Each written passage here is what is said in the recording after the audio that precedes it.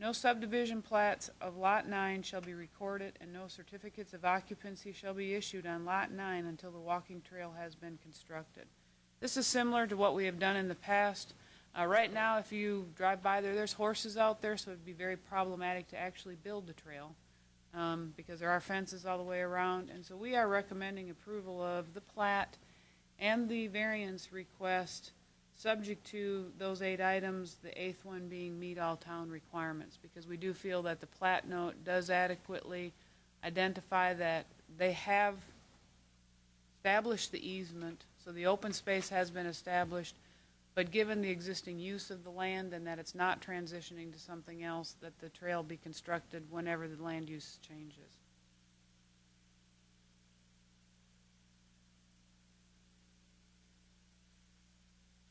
No, they are not here.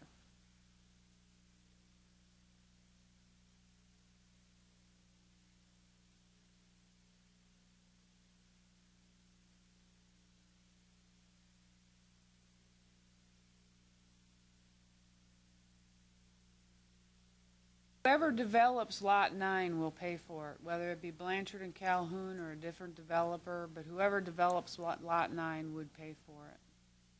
Now, if you want the wording, clarified that, who pays for it, that's okay too.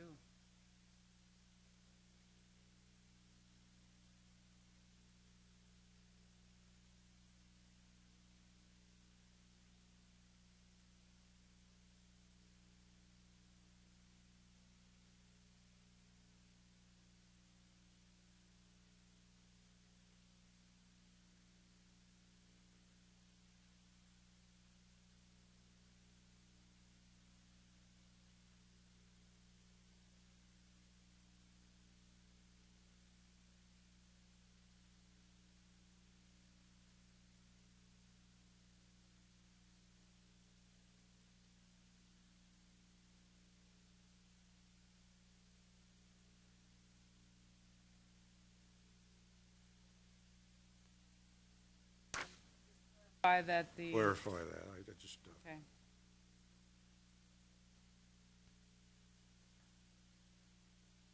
Clarify that developer or owner shall pay for. Out of curiosity, when you make recommendations like this with suggested wording, is this wording looked at by Tom Hale in advance before we see it? No, but this particular wording was approved because we've used it in the past. Oh, okay. So, I mean, yeah, we didn't, I mean, this is something we've worked on in the past. This is more of standard wording at this point. Actually, Dave Rogers was still here when we came up with this wording, so it's been around for a while. Thank you. Well, the last time one that we did that on was just a very small piece of And this is a significant element, this is a significant chunk of our overall greenway network, so we definitely want to make sure, and that's why the easement at least is platted, so that isn't going away as part of this. What's going away right now would be the posting of the letter of credit. Go back to them before we move forward on it? They said come up with the wording and we'll do whatever we need to do, and that is their intent as we've talked about it, that whoever develops Lot 9 is the one who will be paying for it. Questions? Second? Mayor? Second? All those in favor? Aye. Opposed?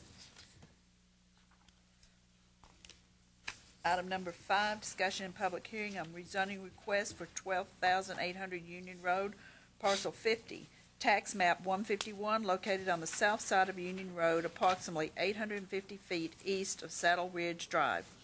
3.92 acres from C1 to R1.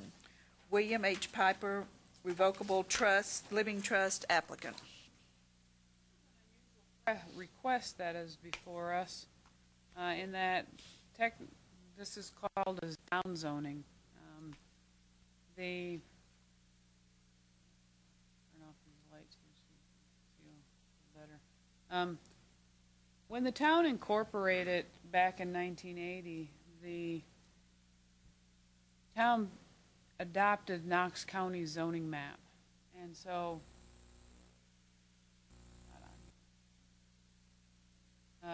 so the area between Union and Fleener Road and Kingston Pike was all zoned commercial. That was not an ideal situation, one of which we would not have preferred to do, because, for example, right here you have lots that are residential in nature, but they all front Union Road.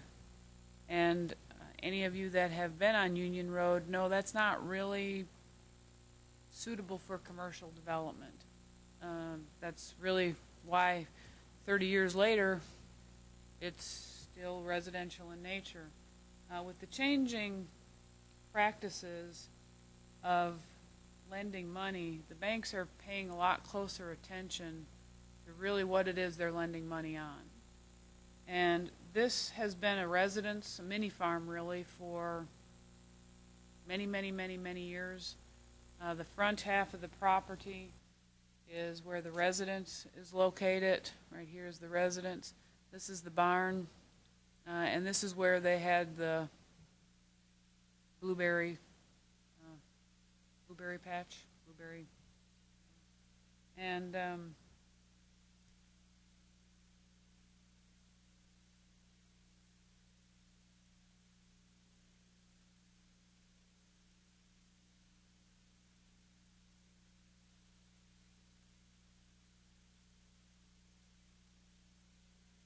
property to R1.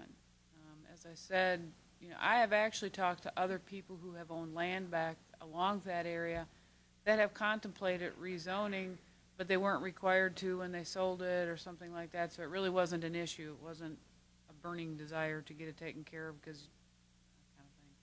So we recommend approval of resolution PC 1102, which is in your packet, and which recommends approval of the rezoning and ordinance 1101 to the Board of Mayor and Aldermen. This is the map attachment that goes with the rezoning, identifying the property. One here for the applicant. Does anybody on the Planning Commission have questions for Ruth? Really makes sense.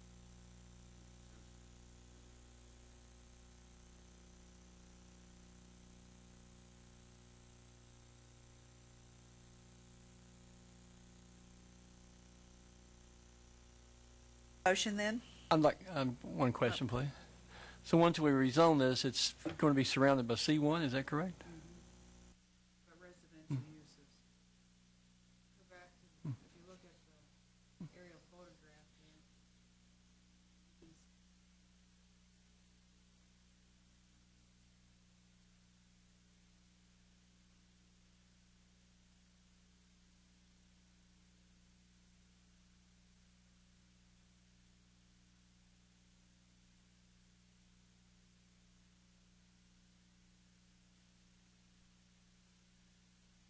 And the Methodist Church, is that what Ruth is behind it?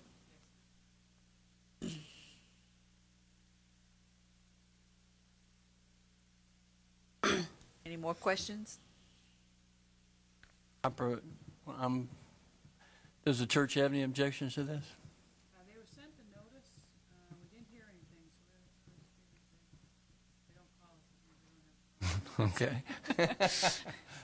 I have no further questions. The resident churches are allowed within the R1 district, so it wouldn't affect, even if they were to say purchase it at some point in time, it would not affect their ability to use it. Okay.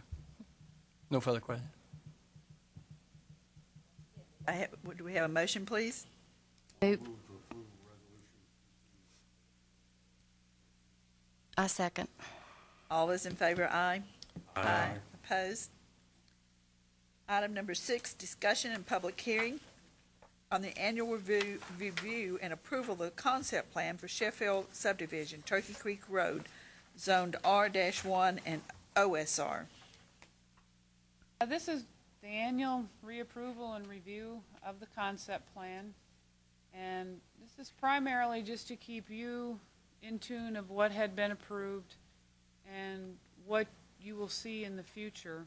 If you remember, last year when this was reapproved, this had been 2 lots, and then this had been a building lot right in here, and then it was transitioned over to open space, and they made 3 lots out of this area.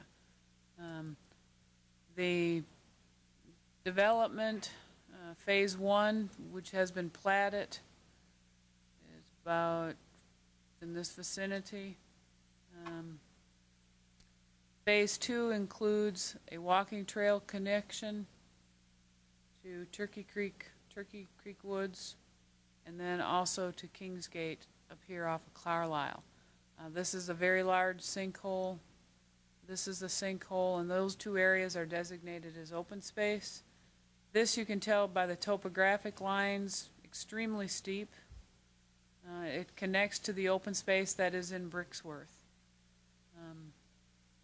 The access is off of Turkey Creek Road in this location. Right here, this is Turkey Creek Road, and here is their primary access. They have a trail that comes down through here. This is the bridge across Little Turkey Creek that connects, and the trail connects to Virtue Road, which leads across over into Vista subdivision. Staff recommends reapproval of the Sheffield concept plan. One thing, would you kind of review for us again? We do this every year, but also there are varying reasons why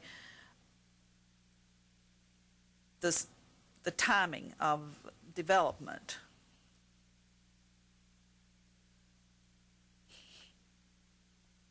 And some are just large and takes a while. There are some economic factors involved nowadays. We've had several OSR developments that have come in very quickly, built out, and they no longer come before you because there has been final plats approved for the entire development. One of them is on Fleener Road, the Cool Springs. The other one is the Cove at Turkey Creek behind the theater. Those were smaller scale developments. The developer went in, platted the entire thing, and so once the final plat is approved, the last final plat is approved, it no longer comes before you because the legally binding document has been recorded and the property can be sold. Whenever you have large developments like Sheffield, Bridgemore, Fox Run, which is one of the reasons why we do now require this to come before the Planning Commission every year. Those are very large developments that aren't going to finish up in a couple of years. Yes, construction has slowed down with the slowdown of the national economy, but independent of the national economy, it would still take years and years to develop subdivisions this large.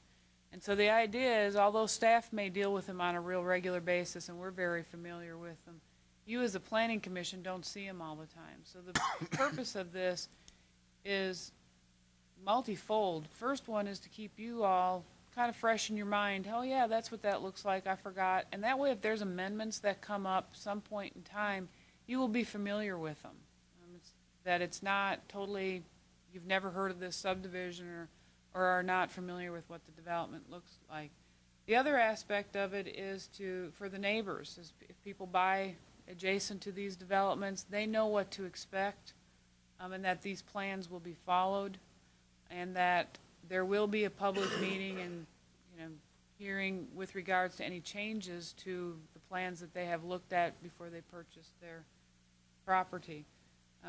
But also for people that buy into the development, that they know what to expect for their development.